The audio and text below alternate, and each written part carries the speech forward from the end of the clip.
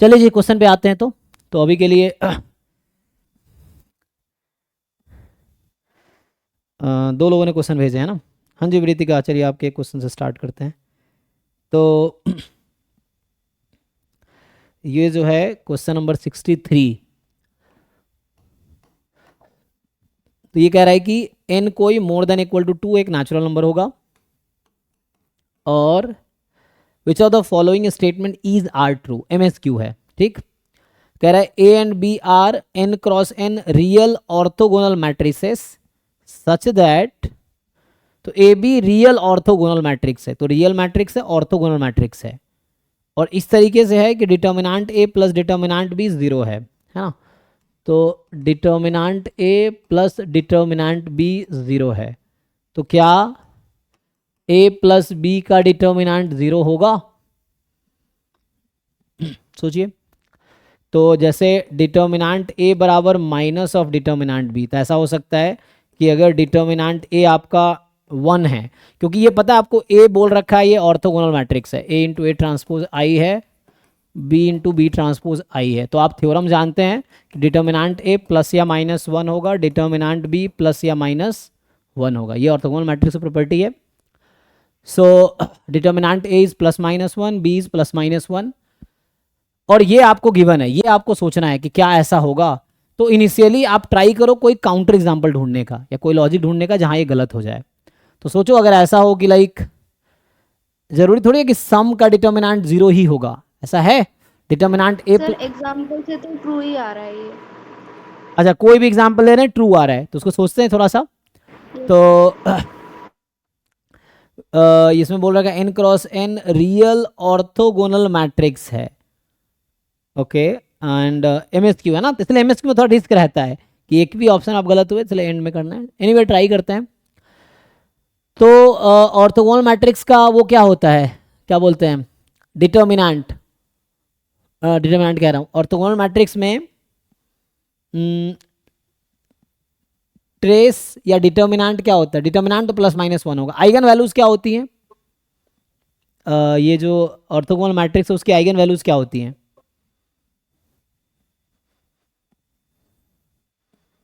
कुछ आइडिया है eigen value क्या हो सकती है? प्लस माइनस 1 होता है। तो आइगन वैल्यू से हम लोग जा सकते हैं, देखो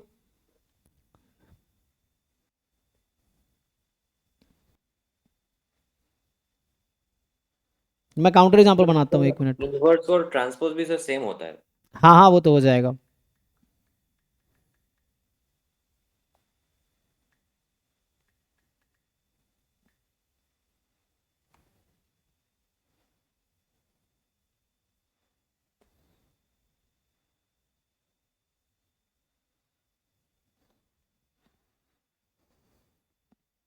चलो तो एक एग्जांपल बनाते हैं। अपने कोई भी एग्जांपल लिया ऐसा ही हुआ है, तो इसका मतलब ये देखो ए की जो आइगन वैल्यू होगी या तो प्लस 1 होगी या हो सकता है 1 1 हो, और बी की आइगन वैल्यू जैसे 1 1 है, तो इसका डिटर्मिनेंट 1 आ जाएगा, और इसका हो सकता है 1 और माइनस 1 हो, ऐसा हो सकता है, तभी माइनस 1 आएगा। तो इस तरह के केसेस हैं। तो what will be A plus B, तो ए प्लस बी वैसे तो अगर कम्यूट करेगा तो क्या ऑर्थोगोनल मैट्रिक्स एक दूसरे से हमेशा कम्यूट करेगा? ये सब कुछ रिजल्ट्स हैं जो यूज होंगे यहाँ पे।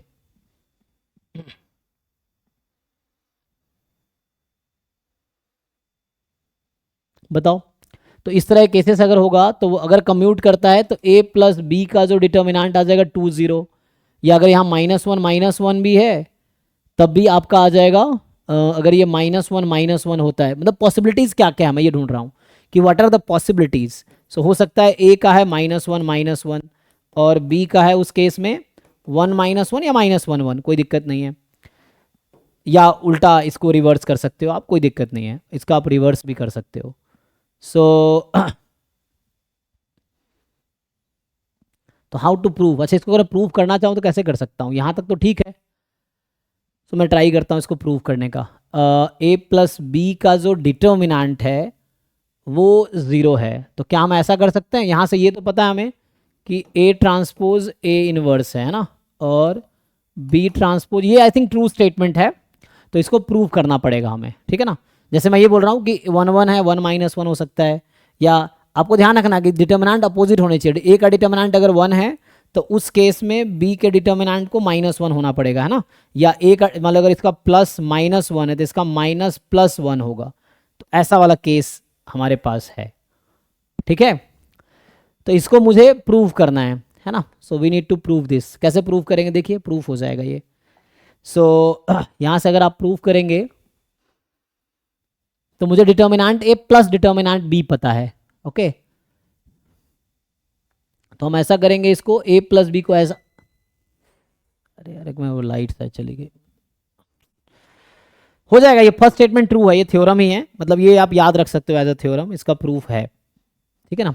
तो ये ट्रू है तो ये आ जाएगा। मैं प्रूफ लिख देता हूँ।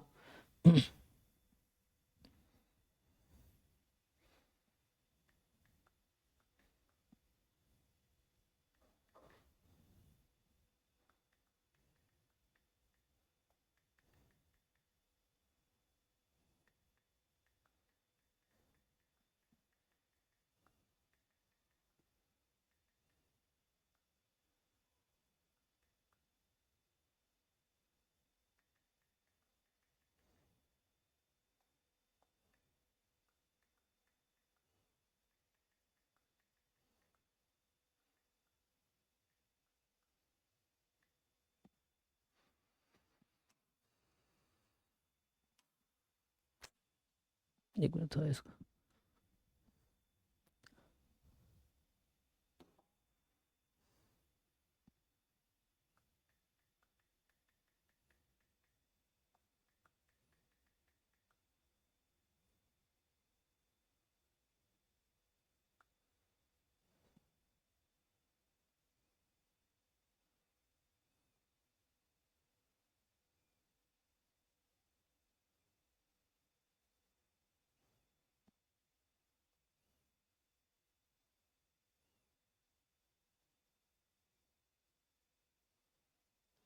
देखो।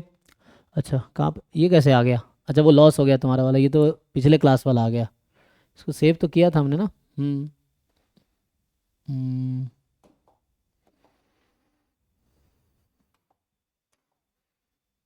तो देखो इसमें क्या था कि जो आपका क्वेश्चन है जो भी 63 था, तो इसमें ये है कि determinant A plus determinant B 0 है, तो determinant of A plus B 0 होगा क्या, जहाँ पे ए एंड बी क्या है, ऑर्थोगोनल मैट्रिक्स है। ए ट्रांसपोज ए आई है या बी ट्रांसपोज बी भी आई है, ठीक है जी, इस तरह से है। तो हमने ये कहा कि जो पॉसिबिलिटीज़ हैं, ए की आइगन वैल्यू 1 1 होगी तो बी की आइगन वैल्यू -1 1 होना चाहिए।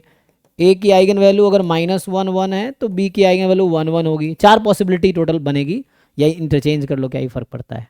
तो जो पॉसिबिलिटीज़ हैं वही तुम लिख लो, तो सेम ही बताएगा। अगर ये -1 तभी 1 - 1, बाकी केसेस लिख लो क्या होगा अगर, है ना, रिवर्स कर सकते हो आप।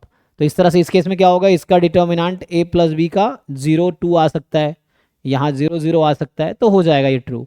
इसका एक फॉर्मल प्रूफ अगर मैं लिख दूँ तो फॉर्मल प्रूफ है कि we start with determinant A plus B, और मैं इसको ऐसा लिख सकता हूँ, क्या हमें ऐसा करना है कि कॉमन आ जाए, है ना। तो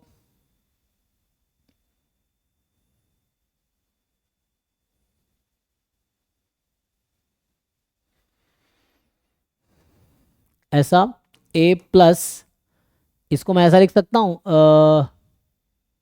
ए मुझे कॉमन लेना है तो मुझे क्या बचेगा, अगर ए मैं इसमें से कॉमन निकाल लूँ अभी के लिए मान लो, तो क्या बचेगा, I plus A inverse B. A inverse is actually A transpose, है ना। यहाँ से ये पता चलता है ना कि A inverse is A transpose, यहाँ से B inverse is B transpose. अभी ये है, और यहाँ पे ए, और यहाँ से मैं बी बाहर निकाल लेता हूँ, इधर मैं बी बाहर निकालता हूँ। अब देखो ध्यान से, सो बी बाहर निकालूंगा तो क्या होगा, यहाँ पे आएगा बी इनवर्स जो कि B transpose plus A transpose, समझ आया। इसी ए प्लस बी को मैं ऐसा लिख रहा हूँ, चाहे डिटर्मिनेंट हटा सकते हो, अभी डिटर्मिनेंट लेके चल रहा हूँ इसीलिए।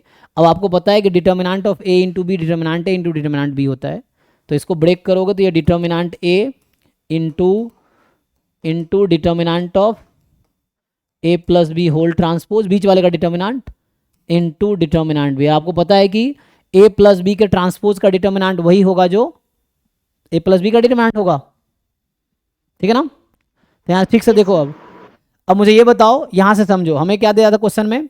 हमें क्वेश्चन में दे रखा है कि डिटर्मिनांट ए प्लस डिटर्मिनांट बी 0 है। इसका क्या मतलब है कि जब ए का डिटर्मिनांट +1 है तो बी का डिटर्मिनांट क्या होगा -1, और जब ए का डिटर्मिनांट -1 है बी का डिटर्मिनांट क्या होगा +1, क्योंकि यहाँ अपोजिट आएगा ना, और आइगन वैल्यू 1 -1 ही हो सकती है, तो डिटर्मिनांट 1 -1 ही पॉसिबल है। Yes sir. तो इसका प्रोडक्ट क्या होगा इन दोनों केस में, determinant A into determinant B किसके इक्वल आएगा -1। -1। तो यहाँ रख दो determinant A into determinant B -1, तो ये आ गया minus of determinant of A plus B, क्योंकि ट्रांसपोज का सेम होता है। देखो ए प्लस बी का डिटर्मिनांट इक्वल आ गया negative of A plus B. अब ऐसा कौन सा नंबर है जो खुद का नेगेटिव होता है, 0। समझ आया ना। तो यहाँ से मैंने ये प्रूव कर दिया ना, determinant of A plus B minus of determinant of A plus B, यहाँ से आ गया 2 time determinant of A plus B बराबर 0, तो डिटर्मिनांट ए प्लस बी बराबर 0। तो ये ट्रू स्टेटमेंट है, ये प्रूफ हो गया। नहीं तो यहाँ से भी हम सोच पा रहे थे जब लिख रहे थे ए का डिटर्मिनांट मान लो 1 है, तो इसका क्या मतलब है कि आइगन वैल्यू या तो कितने क्रॉस कितने का था, अच्छा वो 2 क्रॉस 2 मैंने अज्यूम किया, क्वेश्चन में तो नहीं था ना, ये चीज़ है। अच्छा मैं 2 क्रॉस 2 के लिए सोच रहा था ना इन जनरल, तो मैं इनको 2 रख के सोच रहा था, तो ठीक है 1 1 होगा तो डिटर्मिनांट 1 आ गया, 1 -1 बी का है तो -1 आ गया, सम करेंगे एक 0 आ ही जाएगा, तो ए प्लस बी का एक आइगन वैल्यू 0 होगा ही, ठीक है ना। तो ये हो गया आपका। सिमिलरली बी पार्ट में आओगे तो अब इजी होगा। ए कोई एन क्रॉस एन मैट्रिक्स है, ए में डाउट था, ये हो गया। अच्छा हो गया, ठीक है फिर, हाँ थैंक यू। तो मतलब ए प्लस बी की एक आइगन वैल्यू 0 आएगी ही,